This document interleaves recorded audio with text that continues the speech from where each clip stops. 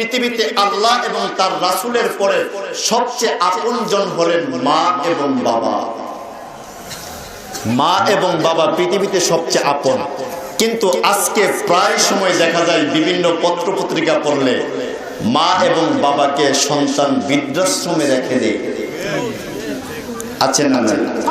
আমার বন্ধুগণ, খুব খেয়াল করে বুঝবেন, বিশ্বের পশ্চিমা ওনাদের কালচারের দিকে যদি তাকানো হয়, তখন দেখা যায় সন্তানকে যে কোনো একটা জোরের মধ্যে রেখে রেখে রাস্তার মধ্যে নিয়ে হাঁটে, আর কুকুরের বাচ্চাকে তার কোলের মধ্যে নিয়ে হাঁটে। সন্তানকে দেখা যায় হুইল চেয়ারের মধ্যে রেখে রেখে রাস্তায় ঘুরায়, আর কুকুরের বাচ্চাকে তার দিলের মধ্যে নিয়ে চুমা দেয়।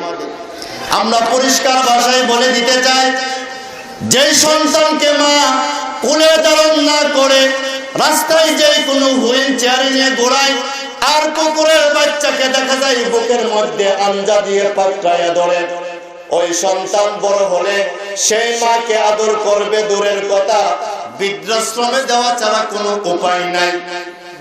আর একটু জোরে বলেন না? পরিষ্কার ভাষায় বলে দিতে চাই, আমাদের সমাজে অনেক মহিলারা আছে বাচ্চাকে দুধ খাওয়াইতে চায় না। কেন চায় না? স্বাস্থ্য নষ্ট হয়ে যাবে না।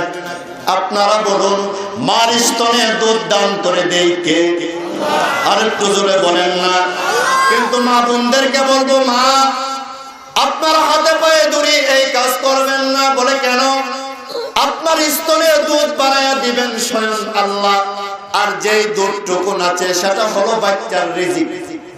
আপনি বাচ্চাকে দুধ না খাওয়াইলেও আপনার স্বাস্থ্য নষ্ট করতে পারেন, আল্লাহ সেই ক্ষমতা আছে। এই জন্য পরিষ্কার ভাষায় বলে দিতে চাই, মা আপনি বাচ্চাকে দুধ থেকে বঞ্চিত করবেন না। ডাক্তারের পরামর্শ গ্রহণ করে দেখবেন, সন্তান যখন মার দুধ পান করে তখন দেখা যায় সেই সন্তান সুস্থ থাকে।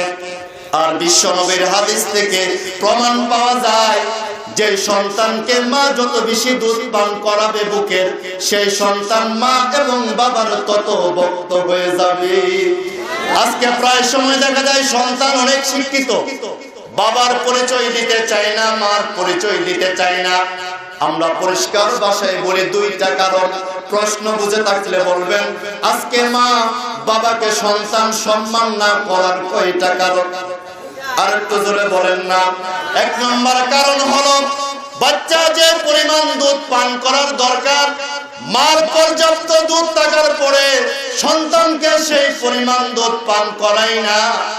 দুই নাম্বার হলো, সন্তান ভূমিষ্ঠ হওয়ার পরে সর্বপ্রথম যেই শিক্ষা দেওয়া দরকার সেই কিতাবের শিক্ষা সন্তানকে দেওয়া হয়। কথা বলেন ঠিক কিনা? আল্লাহর কসম খেয়ে বলি, যেই সন্তানের প্রথম শিক্ষা হবে কোরআন। আমি কিন্তু জেনারেল কোন শিক্ষার বিরোধিতা করি না, ডাক্তারি শিক্ষার কোনো বিরোধিতা করি না, ইঞ্জিনিয়ারিং এর শিক্ষার কোনো বিরোধিতা করি না।